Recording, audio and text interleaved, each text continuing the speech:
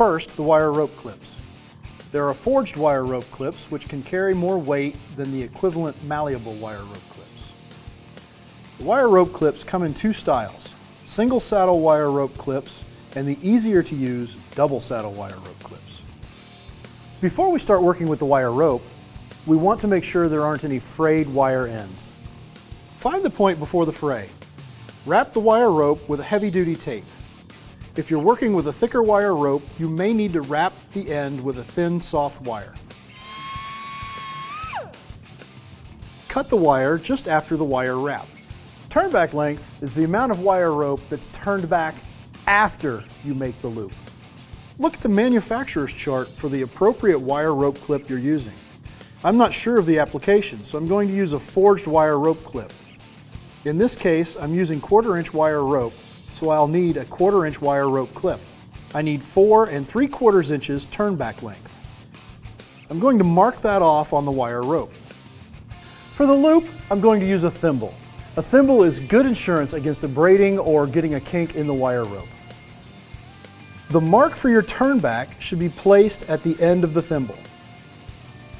When installing wire rope clips, remember, you don't saddle a dead horse.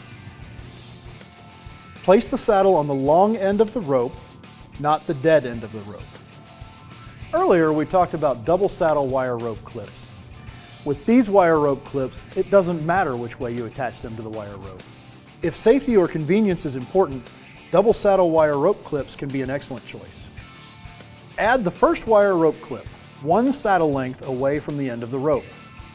Use a torque wrench so you don't crimp the wire or break the wire rope clip. Just like the turnback information, the torque information is available from the manufacturer. Move back and forth from nut to nut to keep the tension even. The second wire rope clip will go snug against the wire rope thimble.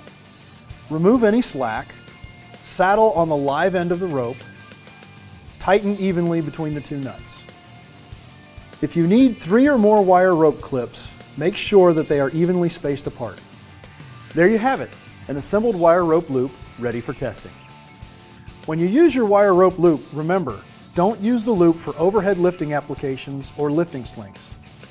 If you're using vinyl covered wire rope, the first thing to think about is the diameter of the wire rope after the vinyl has been removed. In this case, I'm using 1/4-inch vinyl covered wire rope. When the vinyl is stripped away, the rope is 3/16 of an inch in diameter. So I'll be using 3/16 inch wire rope clips. Regarding how much vinyl to strip away, first find and measure the turnback length for a 3/16 diameter wire rope. Assemble the wire rope with the thimble and mark where the dead end of the rope meets the live end. Strip the wire rope from the live end mark to the end of the rope and assemble as you normally would. What do you do when you want to splice 2 wire rope sections together? The first recommended method, simply use 2 wire rope loops. For non-critical applications, you can use a lap splice.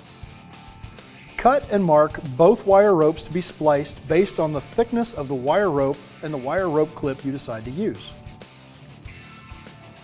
Place them together, joining them at the marked ends. Use the same number of wire rope clips on each end as you would for a 2-loop connection.